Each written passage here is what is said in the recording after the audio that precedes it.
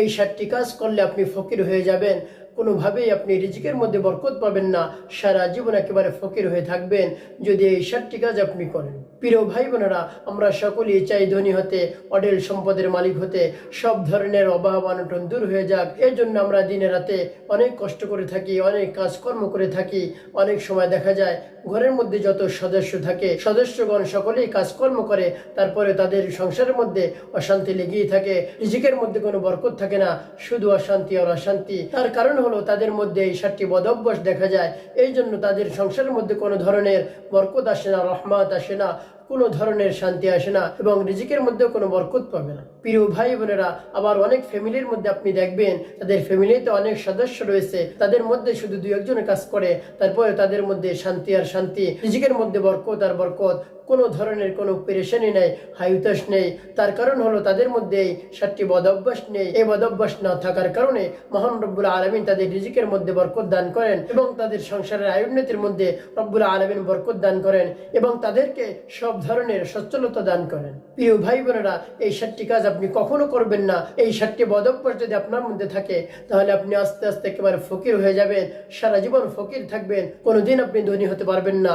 আপনার রিজিকের মধ্যে থেকে সব ধরনের বরকত রহমত উঠে যাবে। সেই 7টি বদ অভ্যাসের মধ্যে একটি বদ অভ্যাস হলো যে ব্যক্তি নামাজের মধ্যে তাড়াহুড়া করে, অনেক দ্রুত নামাজ আদায় করে এবং নামাজ যখন পড়তে যায় তখন শুধু অস্থিরতা আর অস্থিরতা, কিভাবে তাড়াতাড়ি নামাজ শেষ করে মসজিদ থেকে বের হবে, নামাজের স্থান থেকে বের হয়ে যাবে, এইটা তার মনের মধ্যে থাকে।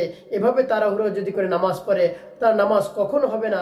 তার কারণ নবী করিম সাল্লাল্লাহু আলাইহি সাল্লাম বলেছেন, সবচেয়ে বড় চোর হলো যে ব্যক্তি নামাজের মধ্যে চুরি করে, অর্থাৎ রুকু সিজদা ভালো করে দেয় না, তারপরে সূরা কিরাত ভালো করে পড়ে না, সে হলো সবচেয়ে বড় চোর। এর জন্য নামাজের মধ্যে আপনি কখনো তাড়াহুড়া করবেন না। নামাজের মধ্যে যদি আপনি তাড়াহুড়া করেন তাহলে আপনি কোনোদিন ধনী হতে পারবেন না। আপনার রিজিকের মধ্যে আল্লাহ রাব্বুল আলামিন কোন ধরনের বরকত দিবেন না, আপনি সারা জীবন ফকির হয়ে থাকবেন। তারপরে 2 নম্বর হলো যে ব্যক্তি দাঁড়িয়ে পানি পান করে। দাঁড়িয়ে পানি পান করা নিষেধ, নবীজি সাল্লাল্লাহু আলাইহি সাল্লাম নিষেধ করেছেন।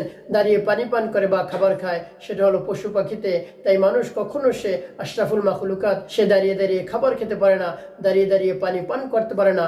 এই জন্য পানি পান করার সময় আপনি নবীজি সাল্লাল্লাহু আলাইহি সাল্লামের 6টি সুন্নাত যদি অনুসরণ করতে পারেন তাহলে আপনার মধ্যে রহমত আসবে, বরকত আসবে। সেই 6টি সুন্নাত হলো, 1 নম্বর আপনি ডান হাতে পানি পান করবেন, 2 নম্বর আপনি বসে বসে পানি পান করবেন, 3 নম্বর যে সময় আপনি পানি পান করবেন পানিটা ভালো করে দেখবেন এই পানির মধ্যে কোনো ধরনের কোনো ময়লা আছে কিনা। তারপরে যখন আপনি পানি পান করবেন তখন পানি পান করার শুরুতে আপনি দোয়াটি পাঠ করবেন, ওয়াসাকাহুম রাব্বুহুম শারাবান তাহুরা। তারপরে আপনি 3 নিঃশ্বাসে পানি পান করবেন। তারপরে আপনি পানি পান করার শেষে আল্লাহ রাব্বুল আলামিনের প্রশংসা করবেন, শুকর আদায় করবেন, আলহামদুলিল্লাহ। এভাবে যদি আপনি পানি পান করার সময় 6টি সুন্নাত আপনি অনুসরণ করেন তাহলে আল্লাহ রাব্বুল আলামিন 6 জন গলা কাটা শহীদদের সব আপনার আমলনামায় লিখে দিবেন। সুবহানাল্লাহ।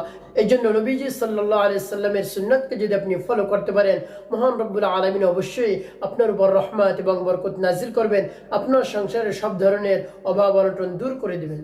তারপরে 3 নম্বর হলো দাঁড়িয়ে প্রস্রাব করা।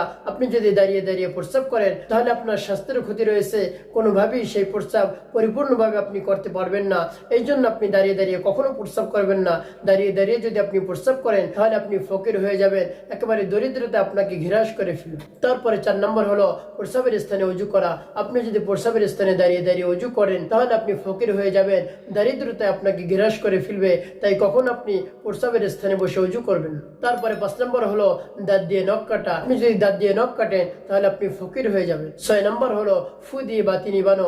আপনি যদি ফু দিয়ে বাতি নিবান তাহলে আপনি ফকির হয়ে যাবেন, দারিদ্রতা আপনাকে একেবারে গ্রাস করে ফেলবে। তারপরে 7 নম্বর হলো পরনের কাপড় দিয়ে আপনি কখনো মুখ মুছবেন না বা হাত মুছবেন না। এভাবে যদি আপনি হাত মুছেন বা মুখ মুছেন তাহলে আপনি ফকির হয়ে যাবেন, দারিদ্রতা আপনাকে ঘিরাস করে ফেলবে। আপনার রিজিকের মধ্যে মহান রব্বুল আলামিন কোন ধরনের বরকত দিবেন না, শুধু অভাব অনটন আপনার সংসারে লেগেই থাকবে আর অশান্তি আর অশান্তি। তাই প্রিয় ভাই বোনেরা, এই 7টি বদ অভ্যাস আপনি কখনো করবেন না। এই 7টি বদ অভ্যাস যদি আপনার মধ্যে থাকে এখনই পরিত্যাগ করুন, না হয় আপনি একেবারে ফকির হয়ে যাবেন।